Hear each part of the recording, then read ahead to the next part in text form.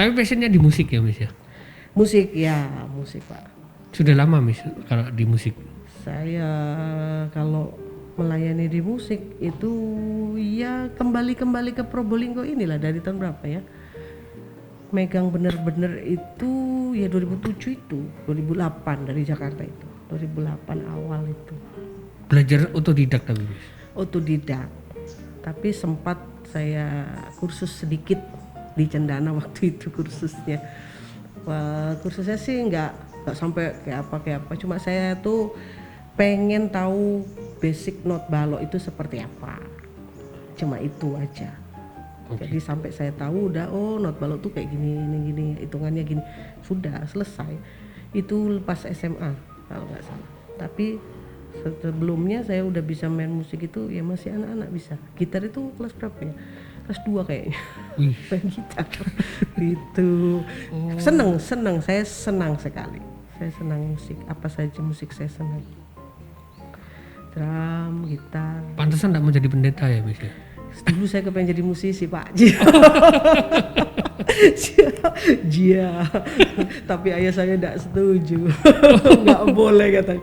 Kan zaman dulu musisi itu apa katanya kan. Ya wes lah. Iya. Gitu, Tapi kenapa enggak setujunya Miss? Apa gara-gara jadi musisi enggak dapat duit?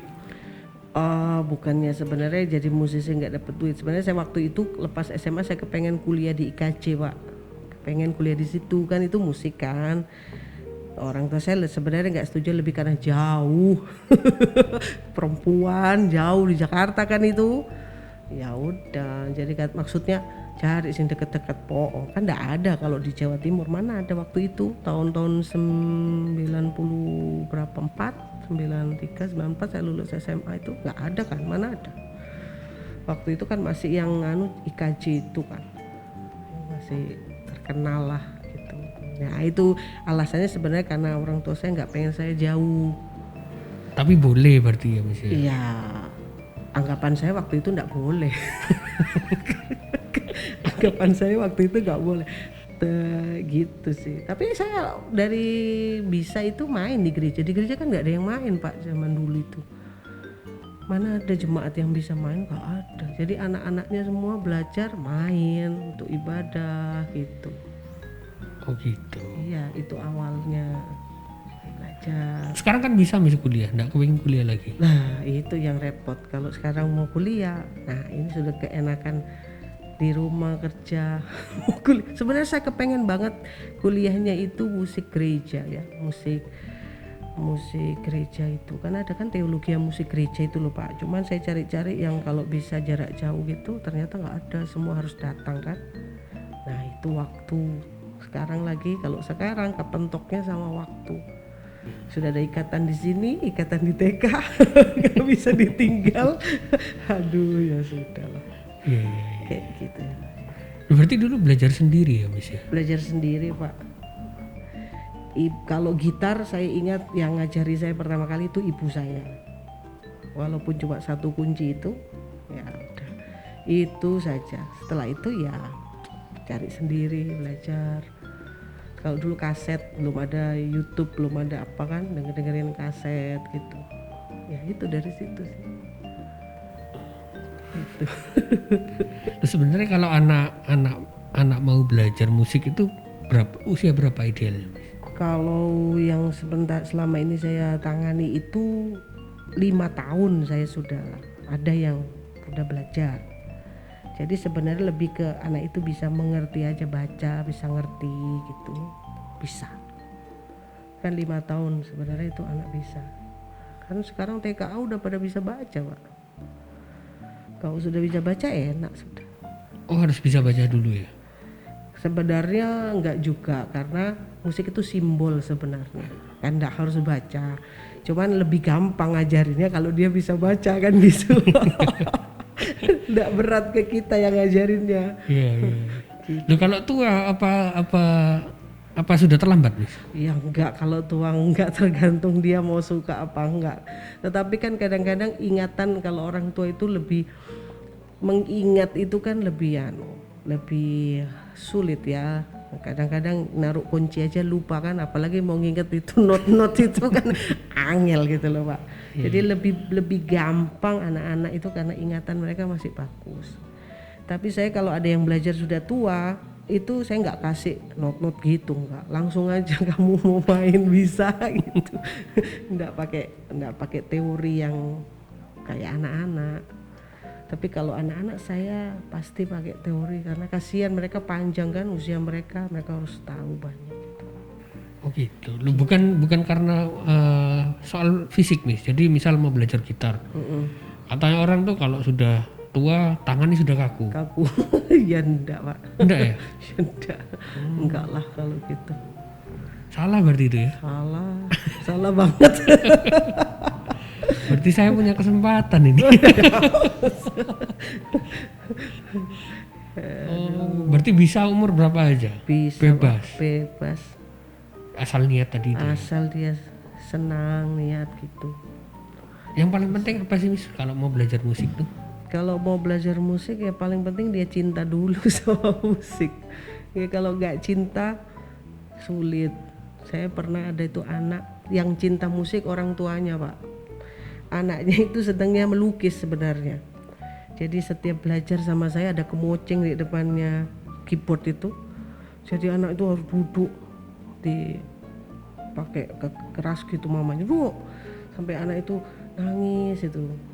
Dan saya yang mengundurkan diri akhirnya. Saya bilang ke orang tuanya, musik itu untuk senang, musik itu untuk dinikmati. Kalau belajar musik stres, mending nggak usah belajar. Saya lebih stres yang ngajari. Saya bilang gitu. Tiap hari ngeliat anaknya dibawain itu kemoceng itu. Aduh. Akhirnya saya bilang anaknya ibu ini lebih ke melukis. Coba diarahkan ke situ aja seninya. Itu Pak. Terus akhirnya anaknya gimana Miss? Anaknya ya melukis itu sudah. Sekarang jadi pelukis. Iya masih sebenarnya dia sekarang nggak tahu ya. Sekarang belum SMP loh, masih SD waktu itu.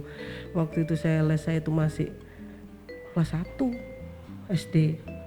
Tapi dia sudah kelas 1 kesian. Sudah dipaksa gitu. Mamanya yang seneng.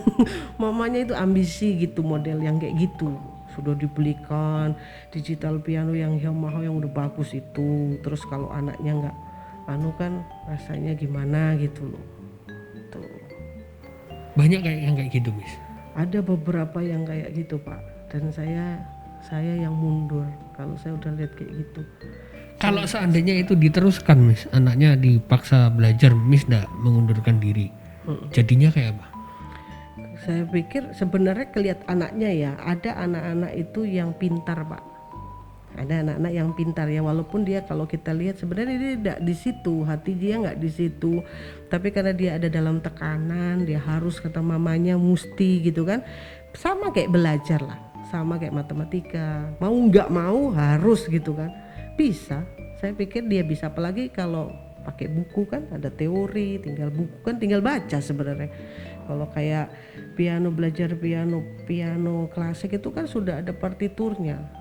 Udah itu kasih aja bukunya, dia sudah bisa baca, dia bisa main sesuai itu. Tapi kalau mungkin kita ajak dia sekarang jalan mainnya pakai feeling atau apa, dengerin lagu terus kita coba itu dengerin mainin gitu, ya nggak bisa saya rasa gitu. Karena nggak cinta ya dia.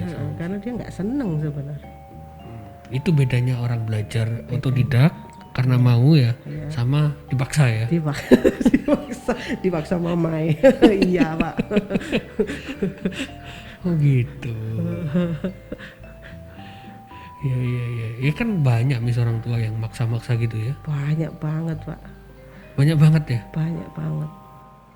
Banyak banget sampai kalau di Probolinggo itu sebelum saya kerja di sini itu les-les di Probolinggo itu selalu sebenarnya saya kasih itu apa sama orang tua saya, omong di depan, saya bilang Bu 3 bulan saya lihat ya gitu. Kalau anak ibu misalnya bisa ngikuti yang saya ajarkan begitu, maksudnya dia senang selama 3 bulan itu kita lanjut, tapi kalau enggak ya udah itu aja selesai gitu, nggak usah dilanjutin. Satu, saya buang-buang waktu juga ya, bukannya saya nggak mau dibayar ya, seneng-seneng aja dibayar, tapi kan nggak enak gitu, capek ke saya juga kan Pak. kalau nggak ada hasil gitu kita ngajari orang nggak ada hasil, setiap datang balik lagi ke awal, setiap datang ngingetin lagi, capek gitu. Mending ya saya yang mundur. Memang nggak bisa dipaksa ya Miss ya? Nggak bisa dipaksa, nggak bisa dipaksa. Mungkin nggak Miss kalau misalnya anaknya itu dipaksa ya, dia dipaksa terus satu saat nanti dia jadi seorang musisi dan musik-musik yang dihasilkan itu adalah musik-musik yang kayak nuansanya sedih, bisa gitu ya? Ya itu katanya musik itu kan suara hati ya, suara jiwa katanya gitu ya. Saya pikir kalau orang nggak suka dipaksa ya tentu hasilnya juga nggak bagus ya, nggak bagus. Rasa itu musik itu yang dirasakan Pak. Musik itu kan dirasa, nggak cuma di telinga tapi di jiwa kan, sampai orang dengar orang main musik tuh rasa sampai ikut senang atau ikut sedih, itu kan dari alunan musiknya itu. Tapi kalau saya pikir kalau dipaksa ya bisa saja kalau anak itu kemudian lama-lama cinta, bisa saja ya, bisa saja, bisa kemudian dia jadi cinta sama musik itu karena awalnya dipaksa, bisa saja, nggak ada yang itu. Tapi saya pikir nggak enjoy ya kalau kita main musik kok dipaksa gitu kan, nggak senang gitu rasanya. Saya pikir sih gitu, saya lebih ke menikmati, main musik itu menikmati gitu. Kan ada Miss itu apa musik-musik yang kayak apa ya namanya, saya agak lupa namanya, pokoknya nuasannya itu ngeri gitu loh Miss. Bentar, namanya itu kayak Gloomy Sunday, tahu Miss? Gloomy Sunday. Jadi itu kalau di dunia maya dia dikenal sebagai suicide music. Jadi orang kalau mau bunuh diri denger musik gitu ya. denger musik itu. Aduh, kok ngeri ya. Ada loh Miss kayak gitu. Iya, karena memang kan musik itu menyentuh jiwa Pak sebenarnya. Ya Berarti kan? Menyentuh jiwa. Bisa dipakai untuk mendorong rasa ingin bunuh diri gitu. Ya Bisa sih kan, kalau kita juga lihat itu yang itu kan penyembahan setan itu juga kan pakai musik toh. Nah kan ke situ juga. Sebenarnya musik itu kan ya Tuhan ciptakan, tapi kan ada di Lucifer kan sebenarnya. Begitu dia jatuh dibawa sama musiknya. Kenapa sampai ada musik-musik penyembahan itu setan itu yang kayak gitu-gitu bisa. Jadi musik itu sebenarnya dua ya, satu untuk Tuhan, satu untuk yang kayak gitu iblis dipakai juga bisa. Karena itu ke roh juga, dari jiwa kan masuk mempengaruhi roh kita juga. Gitu. Nah, gitu kita ya. Kalau di gereja orang menyembah, musiknya juga kan bantu gimana kita menyembah hadirat Tuhan turun. Ini kan dari musiknya juga. Sama juga kalau kayak gitu, bisa orang didorong bunuh diri, bisa sekali. Musik itu menyentuh jiwa kan. Ngeri. Nggak tertarik bikin musik gitu Miss? Aduh enggak Pak. Saya tertarik bikin musik gimana kita bisa menyembah Tuhan itu. Oh lebih tertarik ke situ ya? Lebih tertarik di situ Pak. Ya, lebih concern ke, sebenarnya saya senang kalau belajar musik terus dipakai untuk melayani Tuhan, untuk lebih senang gitu daripada yang kayak gitu. Apa Yang ya? kayak gitu-gitu ya? Iya. Ada kayak Karmeyer itu kan untuk nyiksa tahanan juga. Iya, itu ngeri ya Pak. Janganlah. Jangan sampai ke situ ya. Sebenarnya Miss tahu nggak itu dari mana Miss? Yang dari mananya itu ya nggak tahu saya Pak. Saya cuman apa ya, dengar, baca, lihat tuh. Kalau di logika Miss, musik kayak gitu dihasilkan dari orang yang kayak apa? Ya pasti orang yang pahit lah ya. Hatinya pahit, hidupnya pahit kan pasti dia kan gitu. Dia apa mungkin pernah mengalami hal-hal yang bikin dia kecewa, bikin dia sakit, marah. Kan musik itu kayak gitu Kak. Kita kalau kita main, hati kita sedang kesal, sedang marah kan bisa kedengeran sebenarnya kan dari alunan-alunannya. Gak usah jauh-jauh main musik di gereja aja gitu. kita lagi dongkol suruh main keyboard, pencetannya itu pasti beda. Iya kan, dia main sambil marah gitu. Iya pasti ngaruh lah ya, pengaruh itu pasti, saya pikir seperti itu ya. Saya sendiri pernah lah ya, kalau pas lagi jengkel atau apa kesal, hasil yang dimainkan itu lain gitu ya, beda. Tak enak didengar ya. Gak enak saja nih, tapi mungkin tidak ada lagi yang main, mau apa ya, jemaat terima aja kalau di gereja kan. Ya sudah itu yang main, masa mau turun tak ganteni kan, enggak. Kasihan yang dengar Pak. Iya, tapi untuk orang-orang kayak apa yang nyiksa tahanan itu ya, misal kayak untuk orang stres, mungkin dia seneng ya denger musik Iya gitu. kan ada orang-orang yang punya kelainan gitu, kelainan jiwa gitu Pak, seneng dia. Berarti itu kelainan jiwa, Mis? Saya pikir begitu ya. Ya saya pikir begitulah. Ya kalau akal sehat nggak mungkin dia bikin gitu ya. Nggak mungkin lah. Kalau orang sehat pasti dia senang dengar musik yang bikin dia senang, dia happy. Kalau lagi susah terhibur, bukan tambah susah kan gitu. Harusnya kan gitu Pak. Itu normalnya kan seperti itu. Berarti kalau ada yang orang sedih tak terhibur dengar musik, bukannya jadi terhibur malah jadi kepengen mati, lah itu kan repot. Bahaya, makanya anak-anak muda sekarang kudu hati-hati dengar musik itu kan.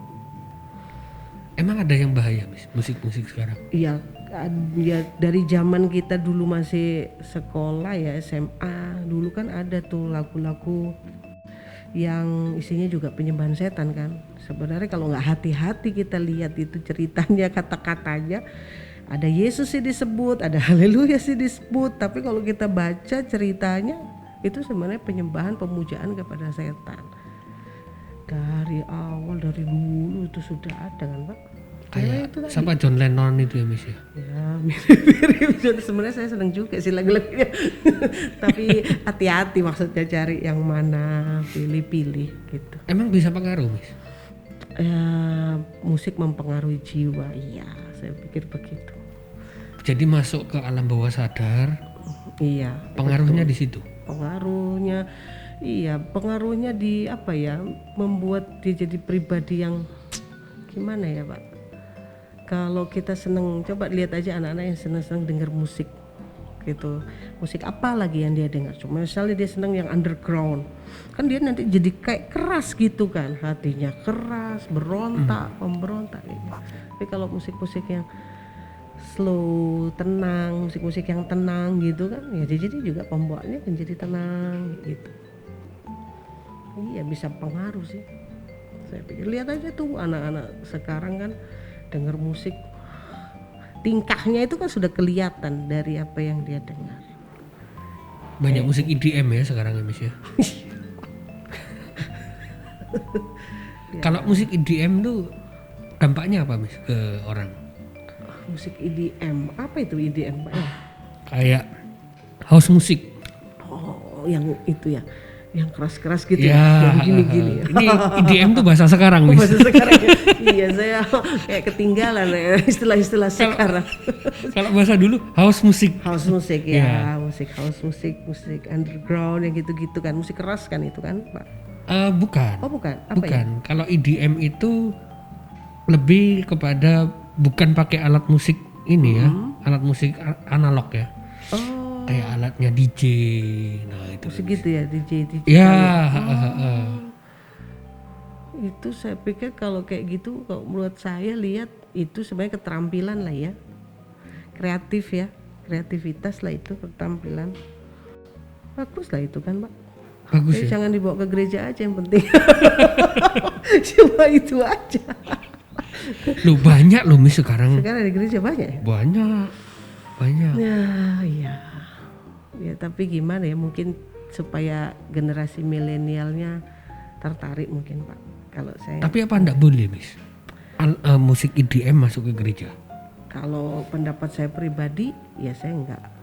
Kenapa, Mis? Enggak, itu ya apa ya, kan musik dunia boleh dibilang gitu, masa musik dunia enggak lah ya. Kita semua ada di dalam dunia, sebenarnya nggak ada ya chord rohani sama chord jasmani, nggak ada ya chord ya kan. Cuman untuk apa kan gitu Pak, sebenarnya itu untuk apa gitu. Nah kita di gereja itu mau apa kan gitu, kita di gereja kan mau memuji Tuhan, menyembah Tuhan, memuja Tuhan gitu.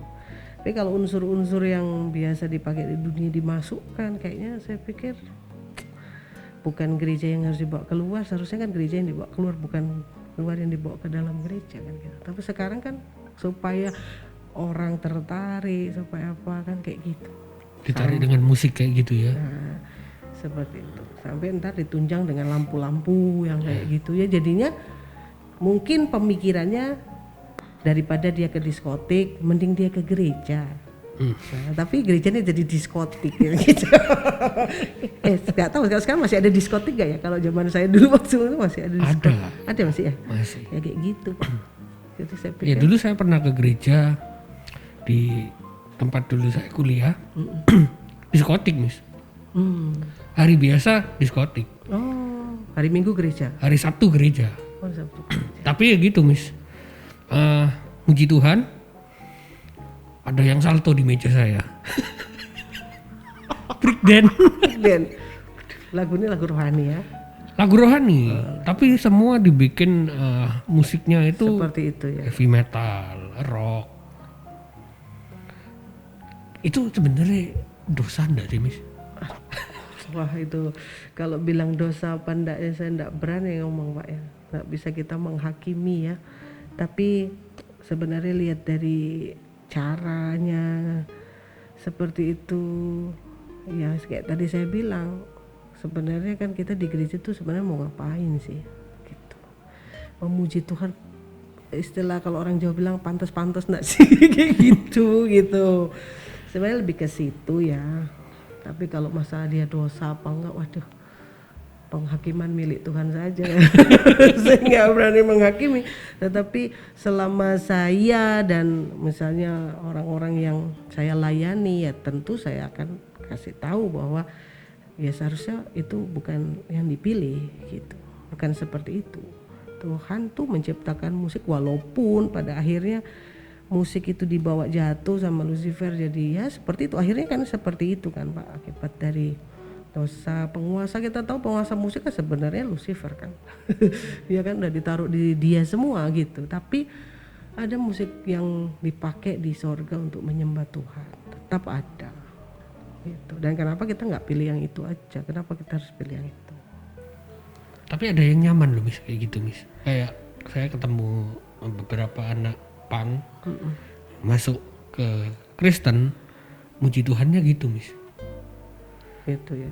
Selama di komunitas mereka enggak apa-apa. Ya makanya waktu yang saya di diskotik itu saya yang keluar. Nggak sejahtera ya Pak.